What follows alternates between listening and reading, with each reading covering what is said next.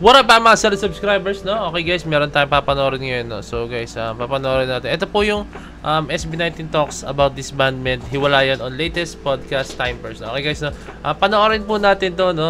This is a video from Miss O, no? Very big shoutout kay Miss O po, no? Subscribe kayo kay Miss O, no? Isa yan sa mga solido po talaga pagdating sa mga pag-release po talaga ng balita and update sa ating malima. Sobrang bilis po niyan, no? So pag halimbawang meron akong gustong malaman sa SB19 na hindi ko pa nalalaman, meron po yan si Miss O, no? Like, updated naman tayo, pero syempre meron tayong mga balita na hindi nalalaman, no? Na, alam mo yun, na sobrang tindi po talaga, sobrang lalim. Si Miss O, isa yun si Miss O na nakikita ko mga channel na talaga. So ito guys, gusto ko rin mapag-usapan to regarding sa disbandment, hiwalayan, no? Kasi I'm pretty sure magiging ano to eh, for me, this is just my own opinion, na okay yung ganito na open sila pag-usapan yung mga ganitong bagay. Kasi yung iba guys, merong mga moments na parang hindi sila open,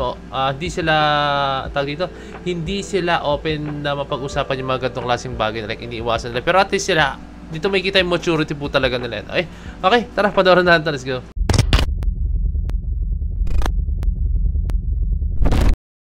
Okay. 5 years. After nun, disbanda.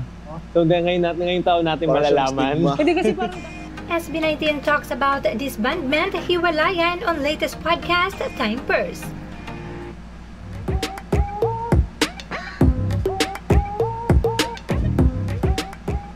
With SB19 simula't wakas named as their grand and biggest comeback, hindi maikakaila na marami ang nagtatanong kung eto na ba ang kanilang huling album, lalo na sa titulo nitong Simula at Wakas.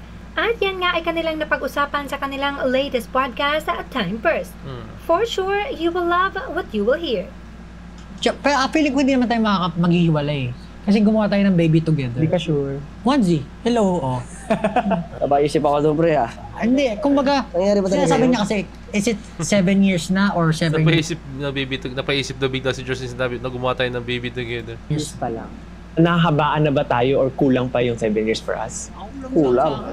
7 years pa lang. Kasi meron silang sinasabi na pag yung boy group umabot ng 5 years, after nun, disbanda. So Tuloy-tuloy natin. ngayong taon natin Kaya Kaya malalaman. ako nasabing 7 years na. Kasi ang swerte natin, nalampasan natin yung 5. Doon sa 7 years na yun, parang lumaki naman tayo. Kumbaga sa parents, napalaki tayo ng maayos. So with that, since 7 years, magsa 7 years na tayo, naisip niyo ba kung kailan tayo magsa-stop? Sabi ko nga, hindi tayo pwede mag-stop May kasi baby may nga baby eh. nga tayo.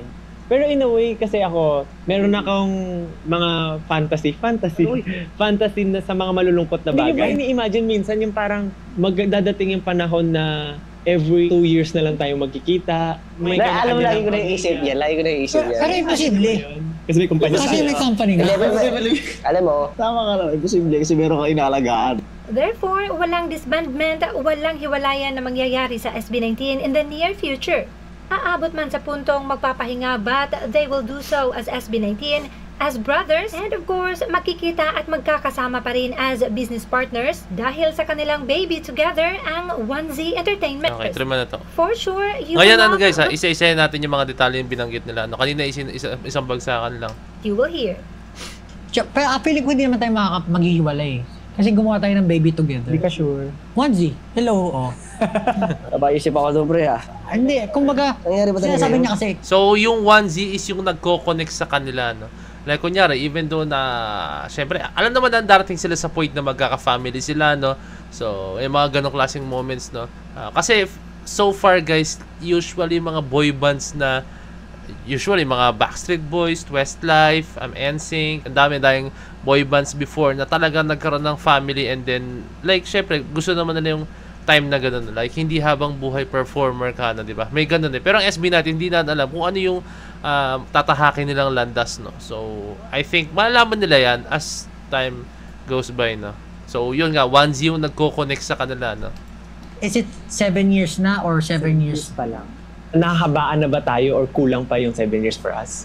Kulang. 7 years pa lang. Kasi meron silang sinasabi na pag yung boy group umabot ng 5 years, after nun, disbanda.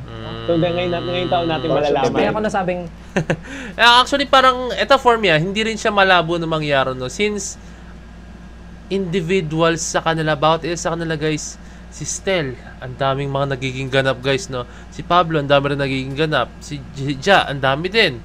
Kasi Encantadia yung latest kay Ja.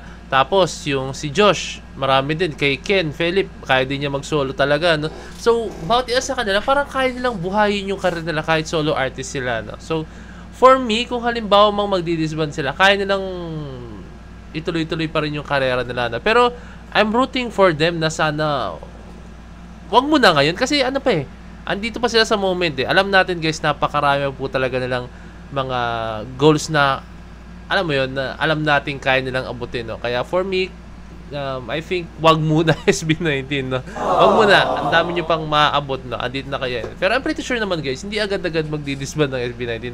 Believe me guys, mga 10 years from now pa baka hindi pa disbanded ng SB19 as in. For me, this is just my own opinion, no?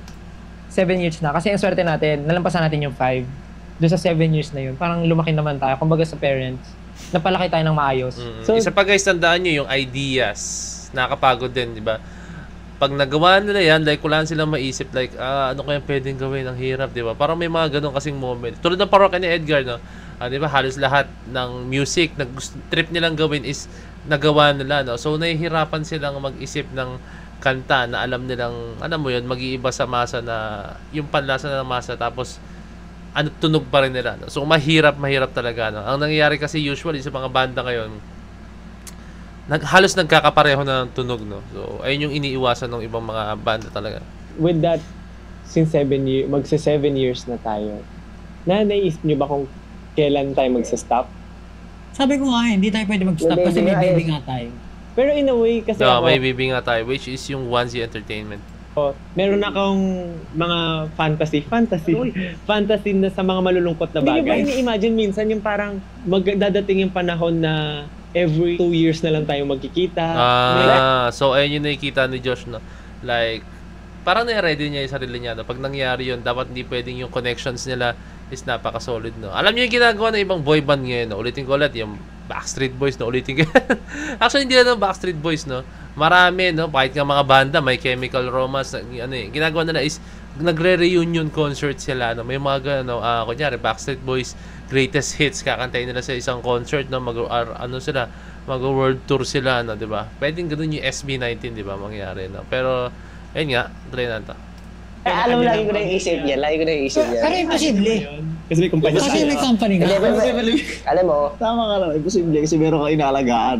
Therefore, walang disbandment, walang hiwalayan na mangyayari sa SB19 in the near future.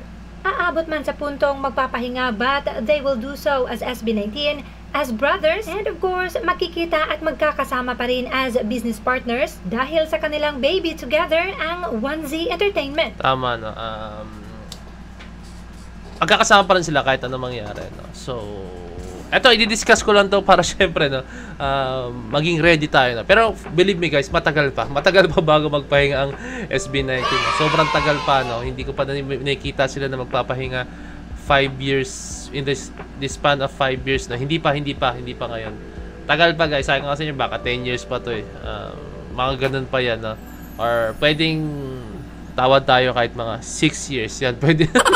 Mga ganun pa, or mga 8 years pa yan, I think, no? Pero for me, pag halimbawang nangyari man yung moment na yun, no? Ang maganda kasi dyan is sila yung hands-on talaga sa ginagawa nila, no? Like kunyari, si Pablo, Onesie Entertainment, di ba? Pwedeng siya yung maging mag-train para mahasa nung kung sino man yung boy band na gusto lang iangat, no? Kunyari, under Onesie Entertainment, yung boy band na yun. Kunyari lang to guys, SB20. Di ba SB20? Kunyari may bago SB20 na. Ayun yung ititrain nila, no? Tuturuan ni Pablo yun kung paano gumawa ng music, kung paano sumulat ng kanta, no? At the same time, si Stel, ititrain niya yun sa pagsasayaw, siya mag-train, no? Pwedeng ganun, no? And then si Josh, si Ja, di ba? Pwede siyang, magturuan niya kung paano mag-direct or gumawa ng isang proyekto, di ba? And then si Josh and si Ken, di ba? Yung hip-hop side ni Josh. And then si Ken, yung sobrang versatile niyang style na kaya maging maangas, kaya maging rapper, kaya maging musikero, 'di ba? Pwede niyang ituro rin 'yun, mag-gitara, 'di ba? Kaya niyang ituro yung mga ganong klaseng bagay, no? So, lahat sila pwede silang may maki-contribute talaga sa kanila, no? Meron silang may contribute sa 1G Entertainment kasi alam niyo naman gumagalaw po talaga sila sa SB19 and 'yun ang advantage talaga ng SB19, no? Alam nila kung paano pagaganahin ang industriya talaga sa P-pop talaga, no? Sa P-pop industry talaga, no? Alam nila kung paano kumilos po talaga. Kaya for me, pag mangyari man yun, no, sobrang handang-handa ang SB19, no. Yun nga, 'di ba?